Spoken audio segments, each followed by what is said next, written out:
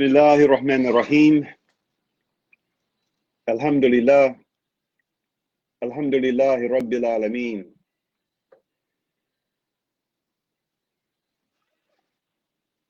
Ashhadu an la ilaha illallah wahdahu la sharika lah wa ashhadu anna Muhammadan abduhu wa rasuluh sallallahu alayhi wa sallam. In the name of Allah, the Beneficent, the Merciful, all praise is due to Allah, the Lord of all the worlds. I bear witness that there is nothing worthy of worship except Allah and Allah alone.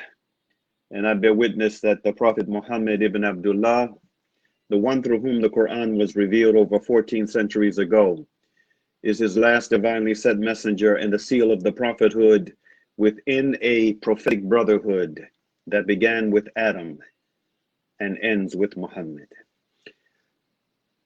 We want to welcome our friends and guests in South Africa, the United States, and around the world to this week's edition of A Conversation with El Hajj Mori Salakan. I am pleased to be your host, coming to you once again through the Salam Media platform out of Johannesburg, South Africa. Salam Media is an online portal for humanitarian journalism. We don't just report the news, we advise you on what you can do about it. The late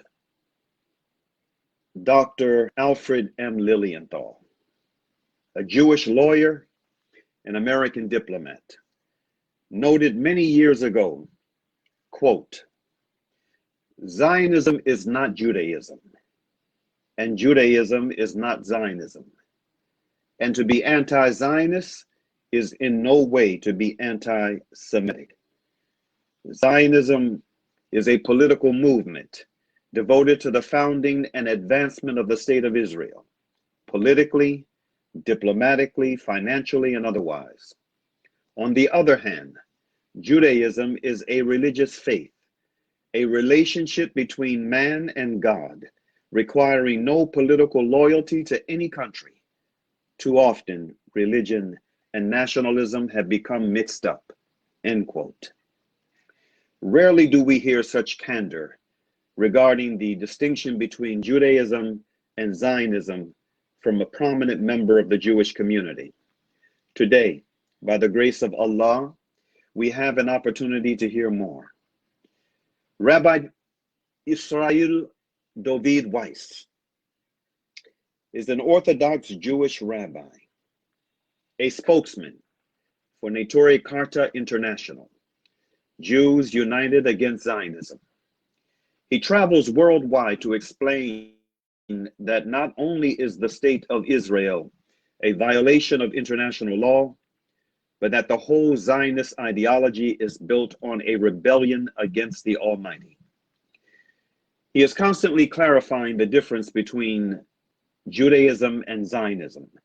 To wit, Zionism is a transformation of Judaism from a religion to nationalism. Rabbi Weiss frequently attends international pro-Palestinian conferences. He meets with high-ranking Muslim and Arab dignitaries, and he has a history of building bridges between Arab and Jewish communities in an effort to restore the historic and harmonic coexistence between Arabs and Jews throughout the Muslim world. He stresses always that the traditional pious Jews who observe the teachings of the Torah, the people of the book, take no part in the oppression against the Palestinian people. On the contrary, they oppose it in the strongest terms and constantly pray for the speedy and peaceful dismantling of the state of Israel, with the expectation that once this happens, we all, once again, will be able to live in peace and harmony. Rabbi Weiss visited Gaza, Turkey, Egypt, Lebanon, Jordan, Iran, Yemen, Qatar, Indonesia, Malaysia, South Africa, all the major European countries, and more, to participate in conferences, lecturing in universities, speaking for the masses, and personally meeting with many religious and governmental leaders. He spoke at the UN Conference on Racism in Durban, South Africa in 2001. He visited Gaza in July and December of 2009 as part of an aid convoy to the suffering Palestinians.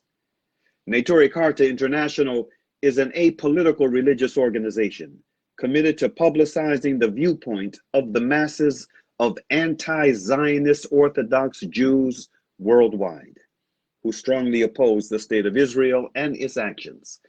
The work of NKI is well known and respected worldwide. And with this, I would like to welcome to today's program, Rabbi Yisroel Dovid Weiss.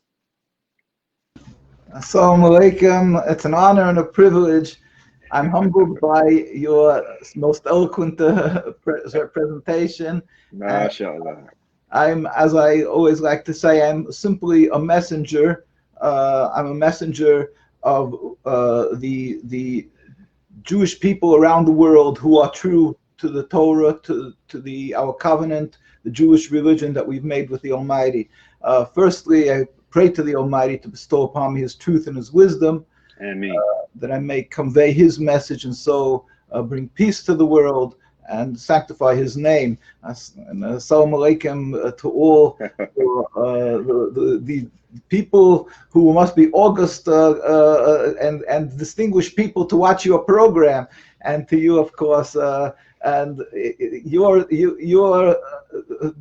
representation, your presentation of who you are doesn't really need for me to sort of to speak about, because you are also a person who is out there for so many years, standing up for the downtrodden, and where there's an opportunity to be able to broadcast to the world suffering of people who other people shun, and people who are afraid to speak up for. You are there. I've seen you so many times in the hot, the sun beat, and it was just impossible to stand outside. You are standing there on the streets for people who are arrested, people who are suffering really for totally false charges and things like that. You are there. So God bless and give you the power, and you should be able to accomplish continually. It's an honor to be on your program. I mean, Rabbi Weiss, how long have we known each other? Would you estimate? It's many years. It's been a good number of years. Yes. Yeah. I was pondering that question last night, and the best I could come up with was, I would say, approximately 20 years. Certainly going back as far as the murder of that exceptional young American woman, Rachel Corrie, and then she was murdered by the IDF soldier in March of 2003. Yeah, so at least that far back, and that's almost 20 years. Yeah. But to begin with, how are you doing? How are you feeling? Well, I thank God. I had that COVID. So I really 19 this. So it was. But thank God, God gave me it was a resuscitate. I was able to come back to my health with God's help. I hope to 120, and that we hope to be able to continually spread the word of the Almighty, and He wants us to do. I hope we should be able to continually do that. And I always pray a person has to say that he's fearful, that God forbid a person has to be fearful that he won't be able to stand up to different pressures and things like that. I pray to God that we should be able to stand up there, and ultimately we pray that the Almighty should reveal His glory, where all humanity will serve God soon in our days, and all these problems will fall away, the suffering of humanity, so we won't have the job of having to go out and speak up. Yes, clearly, Rabbi Weiss, there is more for you to do. I'm so glad that, given the fact that you were visited by this this pandemic that has gripped the entire globe, that you were able to come out of it still with us, and with your health apparently appearing to be intact by the grace of Almighty God. It's really a blessing, and again, clearly you you have more to do on this side of existence, and we pray to Allah that that you are successful in the very courageous work that you and other members of Neturei Karta have been known for so many years. Out of curiosity,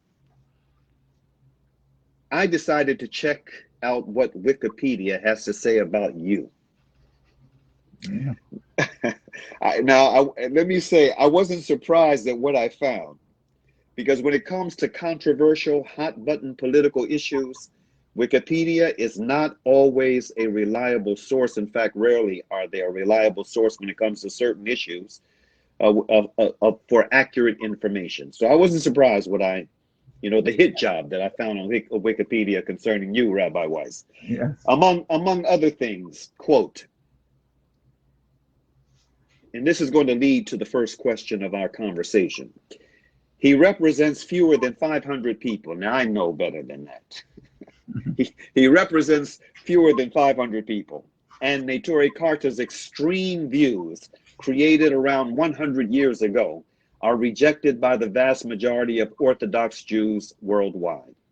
In another place it reads, quote, Weiss was criticized in 2006 for his participation in the International Conference to Review the Global Vision of the Holocaust, widely considered to be an event promoting Holocaust denial internationally, end quote. And then in yet another response that, that it incorporated a very unfair criticism. And as a prelude to today's program, last night I decided to share with my Facebook friends the very impressive speech of Rabbi Aaron Cohen from that 2006 international conference held in the Islamic Republic of Iran.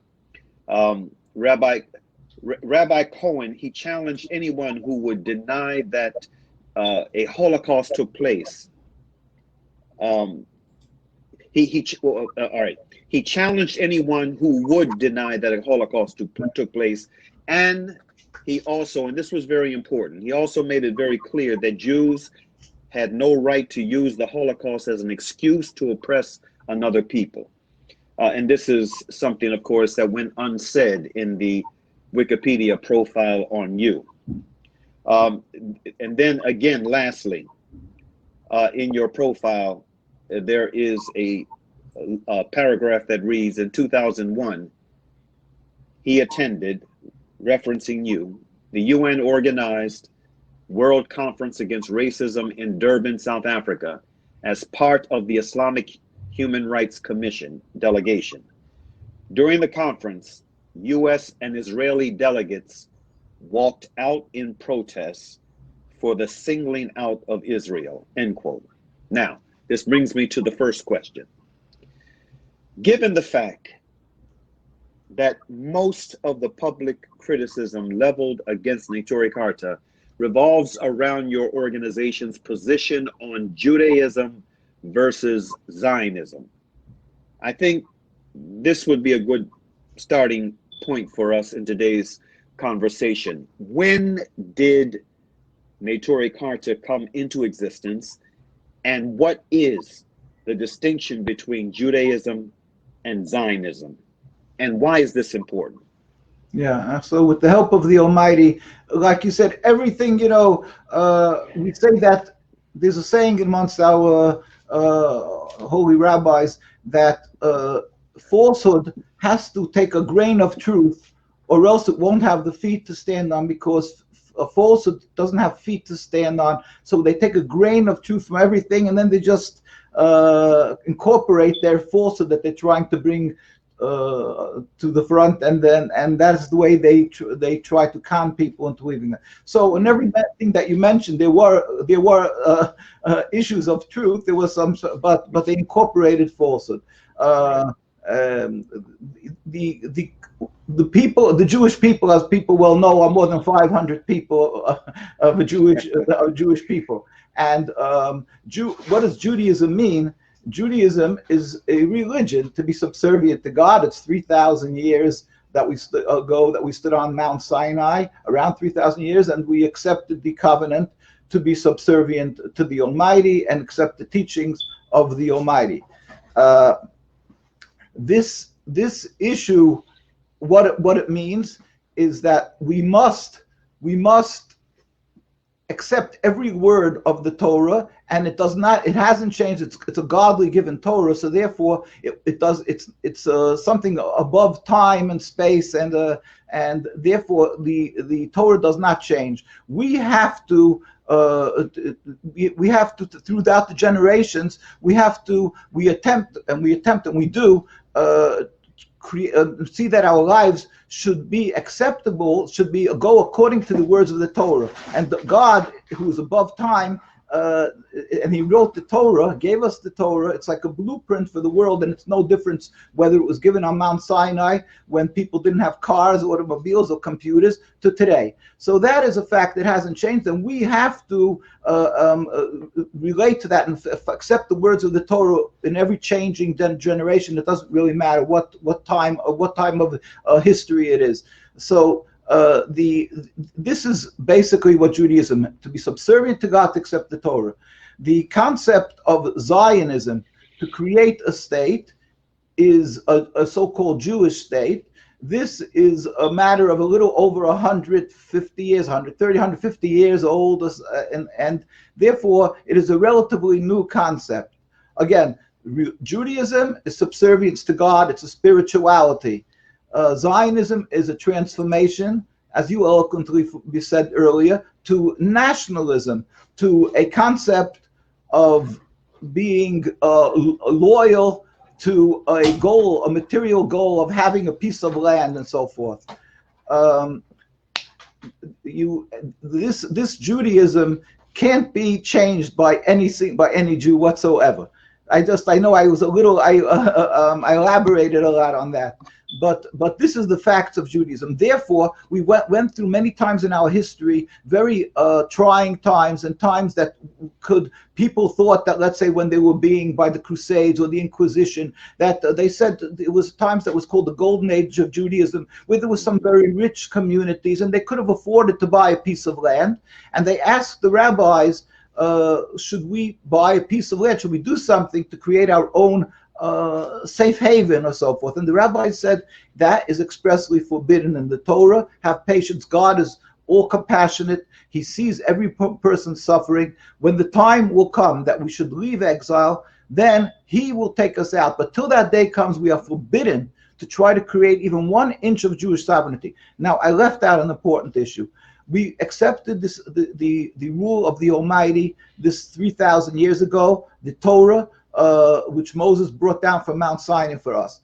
It said that if we will go that God will take us into the Holy Land, and we were required to build a temple, and this was the will of the Almighty. We followed the will. It happened through miraculous happenings. They walked around the walls of Jericho. It sunk in. It was a miraculous happening.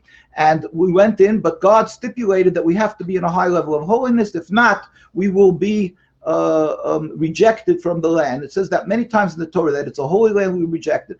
The time came 2,000 years ago. This is around 1,000 years after we accepted the Torah, around 1,000 years after we went into the Holy Land, and we were sent into exile with the destruction of the temples, King Solomon's temple and the second temple, which happened afterwards.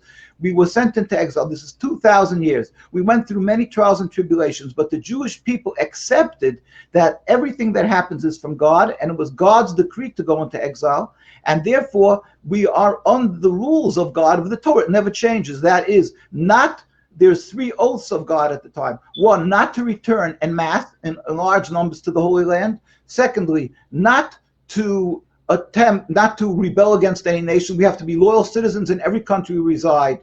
And thirdly, not to make any attempt to end exile. In other words, not to return en masse to the Holy Land, not to rebel against the nation, or make any attempts to leave exile. The Jews, as I say, accepted this. We went through many throughout the 2,000 years. Anybody who goes through Europe, travels through Spain, Italy, you will find that, and even England, York, New York is named after York, a person called New York. There's a famous center in New York where there's a hill, where there was a palace, there was a fortress where Jews were burnt, the whole community. They relied on the police over there, the government, and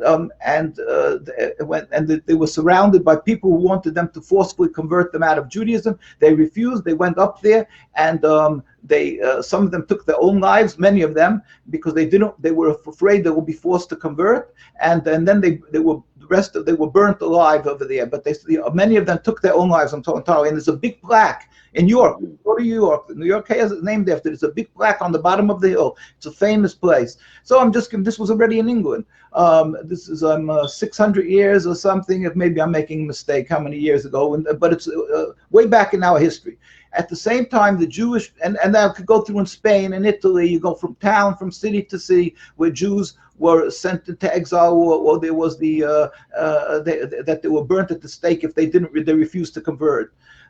Yet Jews, again, throughout the words of our teachings, who's the leaders of the community of Judaism? It's the rabbis, understandably, because it's a religion. And the rabbis, all of them said in one voice, we are forbidden to try to solve our problem by creating our own Jewish state, and Jews respected that. We know that the only way that we will be protected by God is we'll follow God's will, and that is to be subservient, and then God promises to protect us, and we love God. We accept that he's compassionate. We don't know all his reasons for what he does things, so that's the way it is. We accept it. Now, my grandparents, which I was born like around 10 years after the Second World War, after what people call the Holocaust. And where there was maybe a lot more than 6 million people, because I was in the Iran conference that we have to talk about, and there was many historians who say, for instance, and there was many that were not counted that came from Russia who were murdered by the Nazis when they went, and so whatever the issue is, but let's say 6 million Jews were killed. My grandparents were murdered in Auschwitz. The majority of my mother's family, she should have long, healthy years, were in Poland, and my father's family were from Hungary. They were murdered. My father's brother was my personal teacher. He had a wife and 5 children who were murdered. You can go to his tombstone here in New Jersey, and where it says the names of his children and his wife who were murdered. And I could go on and on. Also, my father escaped when the Nazis came to Hungary, and so our community, where I live, the community are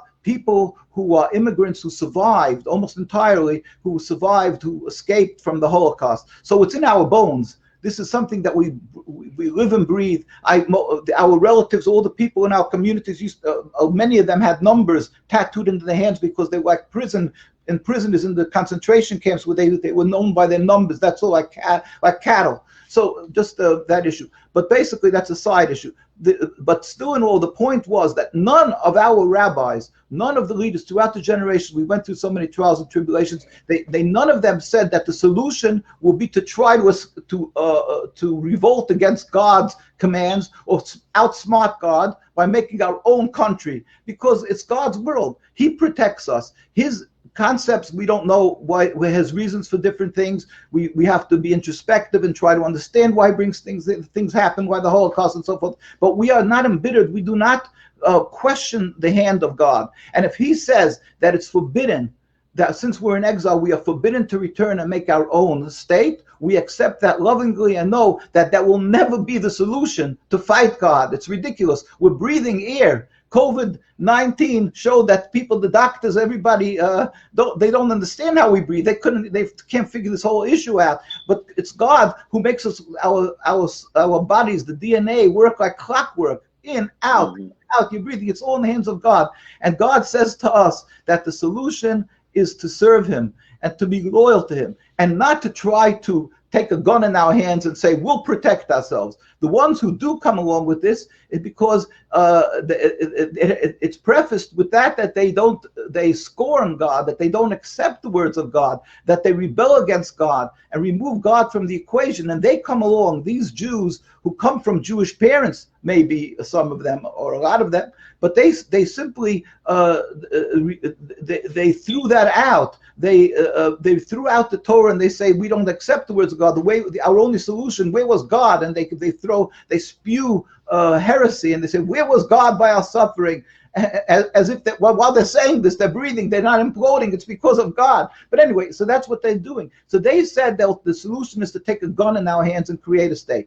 And the Torah, as I said, clearly states that we are expressly forbidden to make our own entity, our own nationalist home.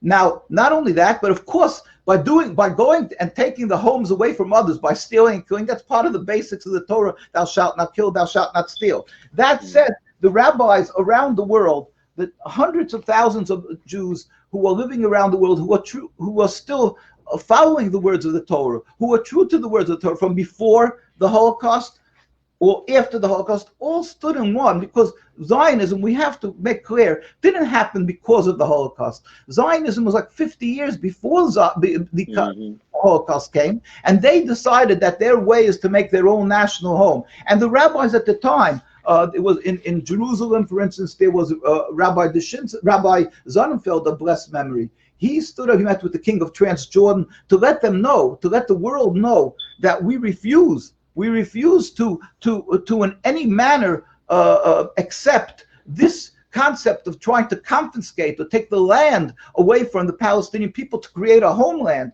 And his voice was around the world. We put out a book called The Rabbis Speak Out, which is a 130-year record of religious Jewish opposition to Zionism. Now, this is something which is a compilation of the rabbis from Jerusalem, from around the world, from every country around the world, the greatest leaders, besides the hundreds of thousands of others. One who's very famous, who was a codifier of Jewish law, was Rabbi Yisroel Meir HaKohen. He's a very famous rabbi, which everybody lives and breathes by his writings of the Jewish laws. And he writes, I'll just quote one sentence, he says, the Zionists are dead limbs of our people, which causes the entire body to rot. This is just one quote of these from around the world, like I say, from Hungary, from Poland, from Russia, from all over the world, from Jerusalem, from the Middle East, Iraq, Iran. The rabbis stood in one voice against them. And I'm just going to skip over to the 1947, when they were ready to create the state of Israel, because the Zionists had a lot of power and a lot of connections with the people from Britain. So they were pushing this concept of making a state of Israel. Now, so at that time, Rabbi Sonnenfeld had passed away. The chief rabbi was Rabbi Dushinsky. The pictures are not so great, but you can go to mkusa.org, our site, and you'll be able to see this. This Rabbi Dushinsky became the chief rabbi of Palestine. Now, I must state that when we're speaking about, let's say, the Israeli rabbinate, they present themselves as the Jewish rabbinate or something, as if they represent all Jews. But the fact is that there is a separate entity entirely. It's called the Haredis, the God-fearing community with their rabbinate, and their rabbinate with a chief rabbi. There was Rabbi Sonnenfeld in the 1920s, and then this is before the state of Israel, obviously. And there was when he passed away, there was Rabbi Dushinsky. He was the chief rabbi of the Haredis and the Neturei Karta at the time, and he was the chief rabbi. And he came along. He represented the voice of Jews who are true to Judaism, who are not rebels against God. And he met with the delegation. Of the United Nations, because the United Nations at that time was a fresh organization. They decided to come and feel out what the opinion is of the citizens, of the people, indigenous population who are living in Palestine. And he went and he said to the United Nations, the representative said, I'm quoting him, "We furthermore wish to express our definite opposition to a Jewish state in any part of Palestine." Again, I have to restate that. We furthermore wish to express our definite opposition to a Jewish state in any part of Palestine. This is a declaration before the United Nations, July 16th, 1947. The State of Israel was ratified by the United Nations in 1948. That means before it was created, he pleaded with the United Nations. It's in their records. This is from their records.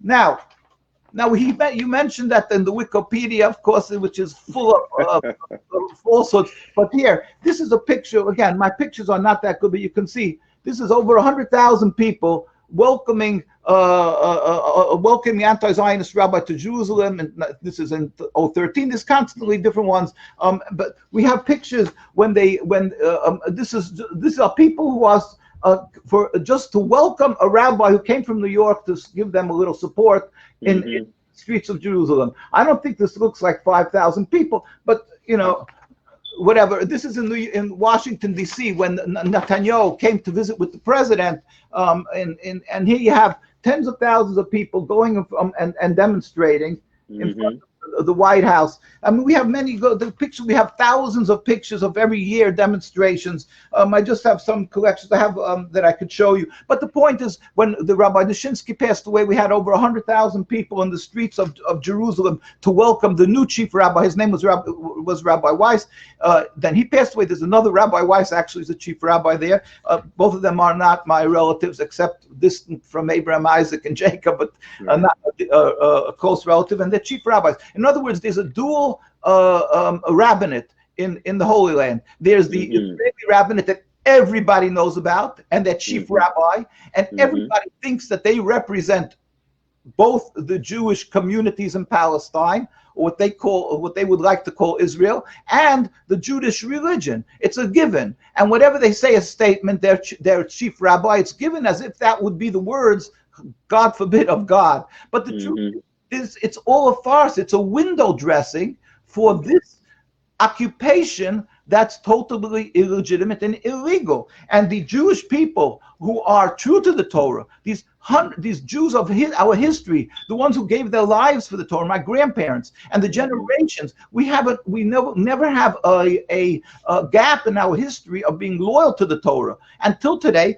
And from then we stood, as in the 1920s when the chief rabbi Sonnenfeld met with the king of Transjordan, or Rabbi Dushinsky spoke to the United Nations. We stood in one voice. No, we refuse to accept this occupation, the creation of a so-called Jewish state, the state of Israel. It's totally unacceptable, against a direct rebellion against these three oaths of God: not to return en masse, not to rebel against nations, the Palestinian people, and not to make an attempt to leave exile. They call themselves the beginning of redemption. Now, we have Rabbi Weiss, wait, let me ask you this.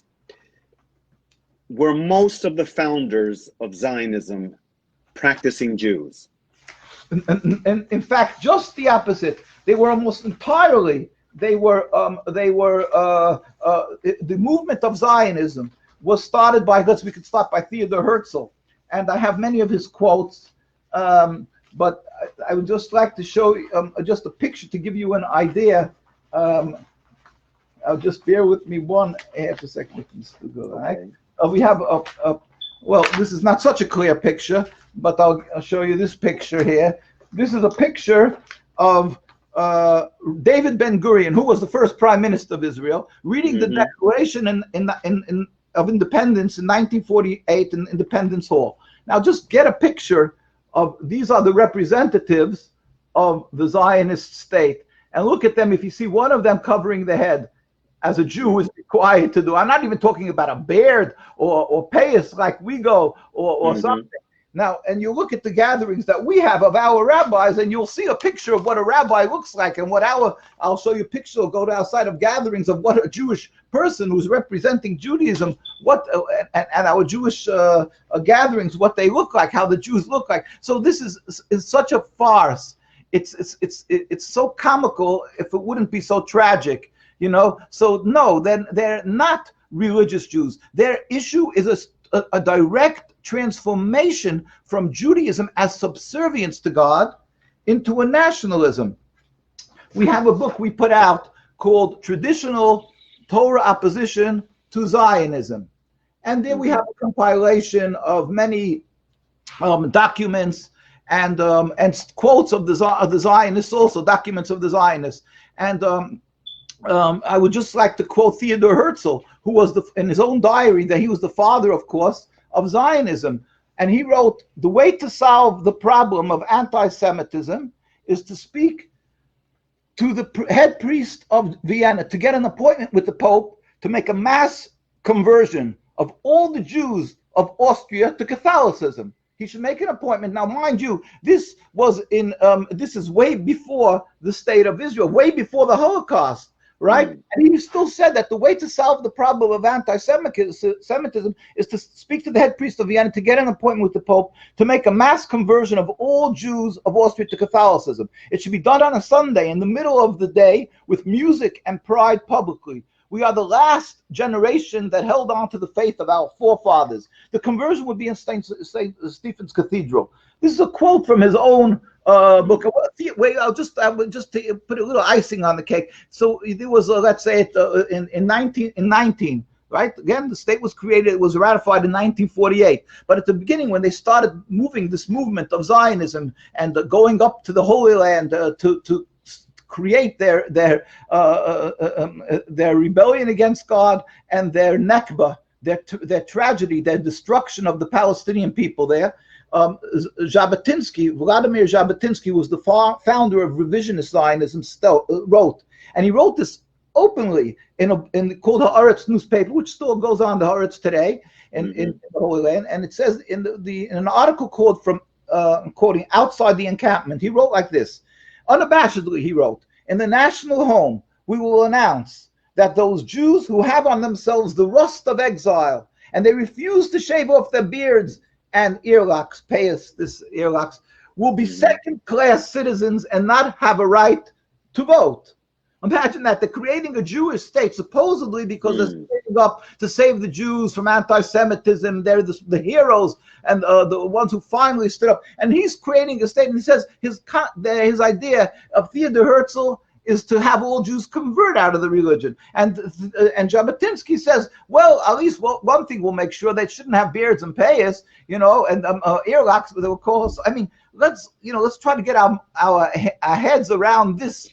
Minds around what's going on here. Is this Judaism again? Let's not remember what is Judaism. It's a religion. It's not it's not like you say there's Uganda, there's South Africa, there's United States, Canada, and who's representing Canada is who's representing Judaism, a religion. And these people are coming, and they have the audacity, the sheer hubris to come up and say that they're representing Judaism, and they add to their, of course, the Star of David, who David wrote the Psalms, who was subservient to God, and they add the Star of David and the menorah and all these symbols, and they make a rabbinate in order to be able to give it a aura, a facade of legitimacy, and to intimidate that if somebody dares to speak up against their occupation, their crime, of killing, stealing the homes of the Palestinians, and mind you, what they do to the religious Jews, which is a whole other issue. But in order to just give this an aura of some type of legitimacy, and godliness, they made a rabbinate, and they call it a Jewish state. And Netanyahu insists that it should be called a Jewish state. And if you oppose them, you are not anti-Israel or let's say, if you'd be anti-Canada or anti-country, you are anti-Jewish. They insist that those two issues should be incorporated. And if you speak up against the state of Israel, you are anti-Semite, and you are speaking against Judaism.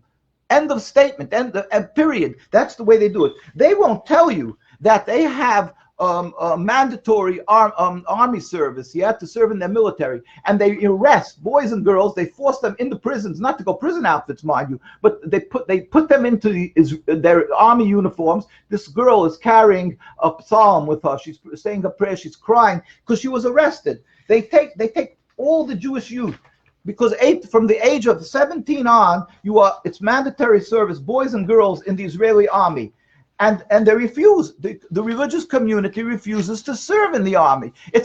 We're not going to stand and kill people and oppress people and steal the land, while the Torah tells us thou shalt not steal, and we've been giving our lives for 3,000 years for this to serve God, and now we're not going to stand up and just stand in the Israeli army. So they get brutally beaten. You have demonstrations in the streets of Jerusalem. I have thousands and thousands of pictures. You can see children. Look at this. These are army dragging children on the streets with the most brutal cruelty. They smash their heads. This is ongoing. Again, go to our site. I can only advise people to go outside. And the world is silent. If this would be done in any country around the world, any country, it would be in front of the United Nations. There would be an emergency meeting. How could this be done? It's anti-Semitism, and they scream anti-Semitism to the world. Yet we have demonstrations. We don't carry guns. Nobody could accuse us of carrying any arms. We go, we make peaceful demonstrations. We stand on the streets and simply and cry. And to the wind, we cry and we plead with the people that let the world hear. We are imprisoned in Palestine. We are imprisoned. Our Jewish boys and girls, brothers and sisters, our rabbis have been assassinated throughout the history of Zionism. From before, maybe the most famous, the first famous martyr was his name was Dr. Dahan, who was killed in 1924, I believe it was, that he was assassinated.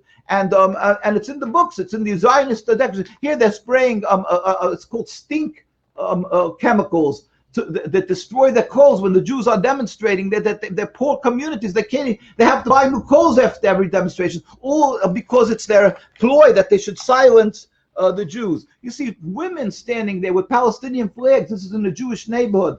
You know, this, you can see this is the will of Jews, that they refuse to stand up when they made the beginning of the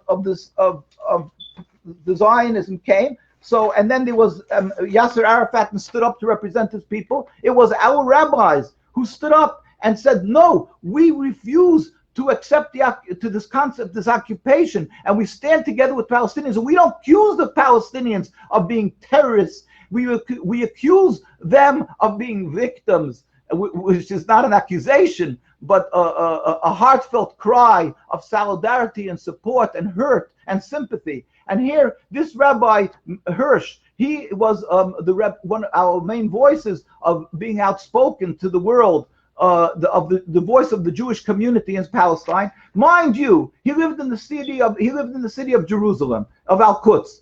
Now, what did the Zionists do? They poured acid in his eyes. He was blind. He was almost blind. He was totally blind. And the second, he was barely able to see, because that's what the Zionists did to him. And nobody talks about this.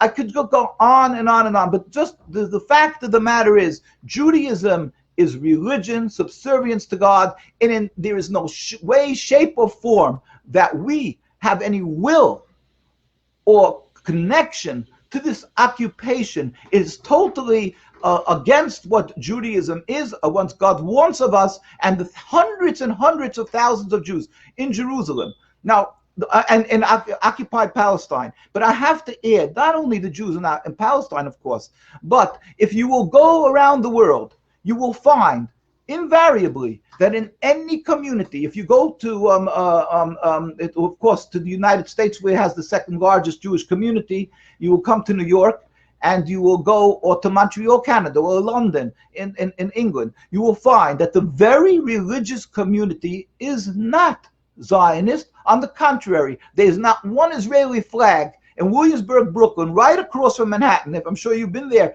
and right across from Manhattan, you'll go through blocks and blocks, and it goes into Bed-Stuy, the Jewish neighborhood from Williamsburg, and stretches and stretches. There is not one single Israeli flag. If you will go to Stamford Hills in London, that's in the center of London, you will find the same thing. There's a mosque, a synagogue, a mosque. They live together in harmony, and there's not an Israeli flag there. Why? Because the more the religious the Jew, the more he knows that the Zionist mantra, the Zionist con job of trying to incorporate the Judaism into their movement is totally false and unacceptable, and they stand against not the annexation, what's happening today, but the existence, the mere existence of 1 inch, 1 centimeter of Jewish sovereignty in the Holy Land. And we cry, we have our prayers, we cry, we feel the suffering of the Palestinian people who are like brothers and sisters to us. We used to walk on the streets of Jerusalem. We have so many pictures of how we used to stand in the streets of Jerusalem, Jews. I mean, just like, you know, how we lived together. We babysat each other's children constantly. And it was no necessity for any human rights groups to protect us or police, because this is not a religious conflict of Jews against Muslims, Jews against Arabs. It's a conflict of a movement, a mere relatively new political movement called Zionism against godliness, against God, against Jews and Muslims together. It's a movement that has been by the world. Unfortunately, the world doesn't know it and doesn't hear. So we go around and talk, and one day the world will understand. Rabbi Weiss, wow, time has really flown, brother. We got about 12 minutes left in this broadcast. I have 2 other questions, and I'm going to connect together.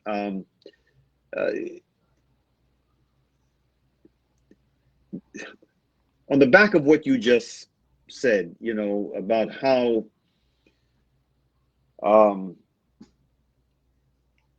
observant Jews who don't fit into that very corrupt and oppressive paradigm in occupied Palestine, how they are attacked.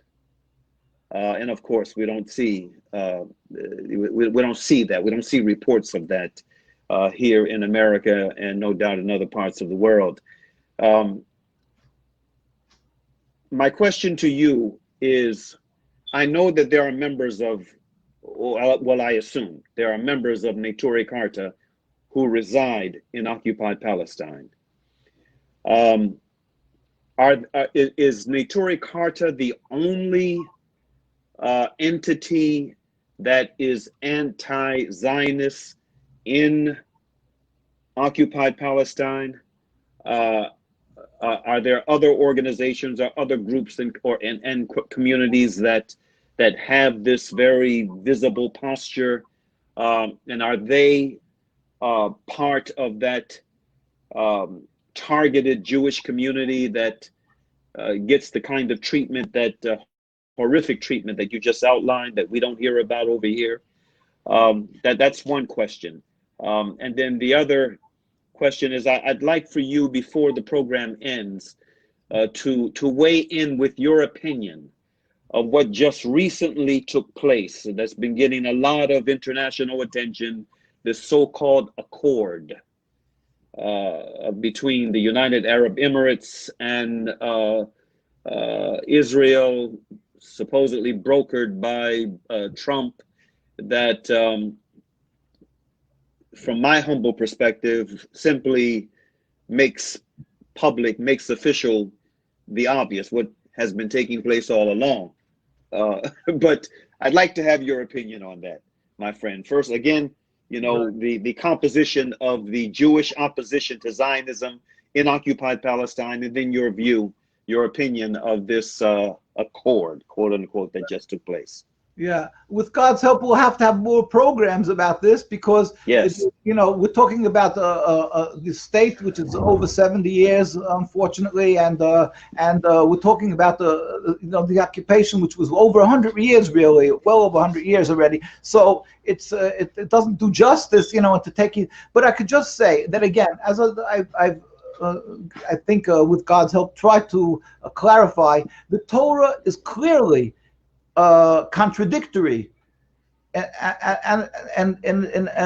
it's not unacceptable. It's a direct contradiction to Zionism. The Torah is subservience to God. So Judaism and Zionism are diametrically opposite, and you know, it's impossible to merge the two. So therefore, it's not only the Neturei Karta who are observing the Torah, but all the Torah observant Jews, almost in its entirety. You always find the rotten apple, and they were able to find that cook, his name should be obliterated. They took a rabbi. They always be able to find a person who's knowledgeable, who is a rotten apple, who became, simply spoiled, who rotted from inside. Even though he's knowledgeable, knowledge doesn't mean that a person is good.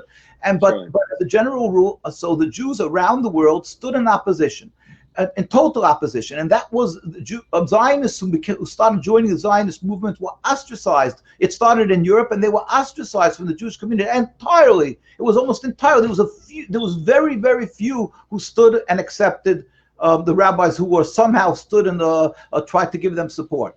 Of course, we have to go through the history. When they came up to the Holy Land, they had the backing, unfortunately, of the British government because they were well connected. And I could get into that, but again, because it's such a short time left, there was Chaim Weizmann, and I wish time would allow us, but he said, but he did write. Maybe I'll just say his quote. Chaim Weizmann, when he was discussing the Holocaust, because he lived after he lived at the time when the Nazis were taking over, and he had a meeting in the 30s with the very powerful Zionist organizations. And they discussed if they should use money to try to save the Jews because the writing was on the wall that Jews are being murdered. So this is Chaim Weizmann, the first president of the Zionist of the state of Israel. And he had a meeting again, as I say, with the Zionist leadership. They said, and I'm quoting him, "Palestine cannot absorb the Jews of Europe. We want only the best of Jewish youth to come to us. We want only the educated to enter Palestine for the purpose of increasing its culture." The educated, he means doctors and lawyers and scientists. Educated as rabbis, he didn't mean that at all.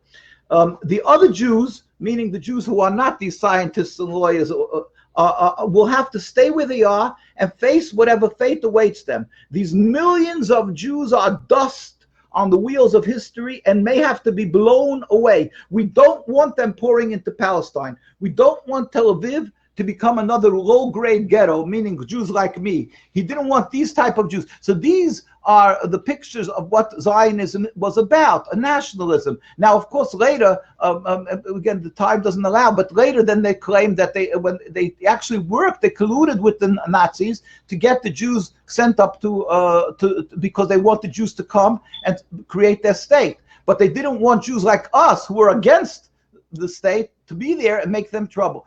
Basically, every religious Jew, all the religious communities, almost entirety around the world, ostracized and hated and opposed and demonstrated against this concept of Zionism. So Neturei Karta was a name given to the Jews who were very active from the Eida Haredis, from the God-fearing community, the rabbinate that I mentioned of Rabbi Dushinsky, Rabbi Sonnenfeld of blessed memory. So they were the voices. Neturei, it's an Aramaic from the Talmud. It means Neturei, protectors, Karta of the city. It was the ones who were very vocal in opposition. But the whole community stood up in opposition.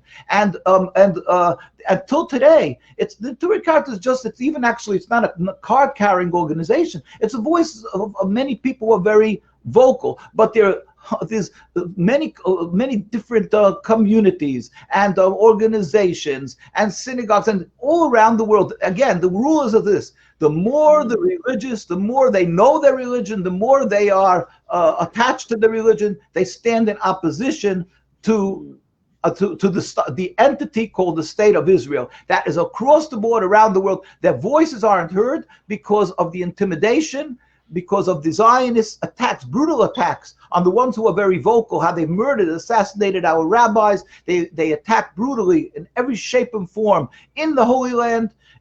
Boys and girls who are demonstrating. It's not only Neturei Karta, it's the religious communities are demonstrating there. And the same thing is they can't be so vicious, or at least openly, to the ones of Jewish communities around the world, but they make them many. I can't, the attacks, and maybe you've seen some that happened to us. They actually shoot at people, but that's less. It's done insidiously. It's done secretly. Now we just want to get back to because I have to cross over because the time doesn't allow. But we know that being that the Zionists have so much money, they use the best PR firms, and they try to present to the world that the Zionists are the victims, and of course, and they represent the Jewish people who are victims, and they try to incorporate the Holocaust in it, and that the villains are the Palestinian people. And then they try to say that you should help us make peace. We only want peace, and actually Palestine was an empty land. That's another one of their falsehoods. So they tried, and it was empty land, and just the Palestinians are anti-Semitic and they hate the Jews. Which all of these are patently false. It's deplorable. It's unacceptable. It's repulsive. So the Zionists come with this concept, and they try to have the world leaders, whether it's the American world leaders, to support them. And that's how they gain sympathy. Now they're turning to the heads of the Arab countries, whether it's the Arab Emirates or maybe who understood the Palestinian suffering, and they're trying to convince them that it will be good for the Palestinians and for the Jews by somehow giving legitimacy to the state of Israel. They just don't understand that the Zionists just made another leap in the Satans, which they're simply Satan in success in cunning another government who used to stand for the Palestinian people, and cunning them that they're doing a favor for both the Palestinians and the Jews. We plead with them respectfully, because a Jew has to be respectful and loyal in every country we reside, and to every leader in every country. We plead with the heads of the Arab Emirates and the other countries, please do not fall prey to Zionists. And on the contrary, you want to help the Jews, which I'm sure they do, because they always respect Jewish people, and you want to help the Palestinians. The solution is the removal, God help speedily and peacefully, of the Zionism of this relatively new interlopers, these people who came from Europe, the Zionists, into Palestine. Remove them, then Jews can live together as we've had for hundreds and hundreds of years, and literally thousands of years we've together. We can, whether it was Iran or Egypt or all over the world, it doesn't matter what type of Muslim. It's not a religious conflict. That is the solution. If they're going to try to live with the Zionists, they're going to find that these are villains, and the end will be it's a rebellion against God, and it will not be successful, will not bring peace. We plead with them. We hope that we should have a free Palestine, a free Palestine. We can give back their rights, the freedom to the Palestinian people, and apologize for what's been done, and we can live together in peace and harmony, and ultimately the revelation of God, all humanity will serve him in peace. Thank you very much, Rabbi Dovid Weiss. You know, brother, I'm glad. It's good that you are a fast talker. You packed a lot of information into this hour. Well, after my introduction, I guess you had about 45 to 50 minutes. I want to thank you. I want to thank Neturei Karta International for the very courageous, principled, God-fearing stand that you and your community has taken for all of these years. I know it has not been easy. I know it's not it's not easy being having epithets thrown at you like self-hating Jew and what have you, and various other terrible things. I mean, for you to be accused of anti-Semitism, subhanAllah, it shows just how crazy this world and the discourse around issues of truth and justice have become. But I want to thank you. I really, really thank you on behalf of not just myself, but so many others who have seen you, members of your organization, of your movement, present at demonstration after demonstration, present at conferences, even at times when you should have been, within the interfaith delegation, the ones, in my humble opinion, and in the opinion of others, with the lion's share of Jewish discourse at the interfaith conference. Oftentimes, you were kind of saddled to just being seen and not heard. Some of our brethren, when it comes to standing up on courage and principle, we fall short. That's a human frailty. But you all have stood up. I've seen you, and I've been impressed by you for so many years. And so again, on behalf of so many, and on behalf of our long-suffering Palestinian brothers and sisters, I want to thank you and may Almighty God, who is known in many different languages and cultures around the world by many different names, you know, may the Almighty bless and continue to fortify you for the struggle ahead. And if I'm not mistaken, before the broadcast started, I thought I heard the voice of Rabbi Feldman, and if I did, my salams to him as well. Thank you. That is Rabbi David Feldman. Okay, alhamdulillah. Thank you. God bless. You're welcome. God bless, brother. Thank you. All right. I want to close out with one of our Arabic prayers, a very short dua from the Quran. Bismillahir Rahmanir Rahim wal asr. Innal insana lafi kusr. Illa alladhina amanu wa amalu salihati. Wa tawassaw bil haqq. Wa tawassaw bis sabr. Which means, in translation, in the name of Allah, the Beneficent, the Merciful, by the token of time through the ages, verily humanity is in loss, except those who believe and do good, and exhort one another to truth, and exhort one another to patiently persevere. May Allah bless the rest of your day. Please share this today's wonderful discussion with as many people as you possibly can. And Allah willing, we are going to have Rabbi Weiss and or one of the other leaders, rabbis of Neturei Karta with us again very soon for a follow-up on this very important conversation on the difference between Judaism and Zionism. Peace be unto you. Assalamu alaikum.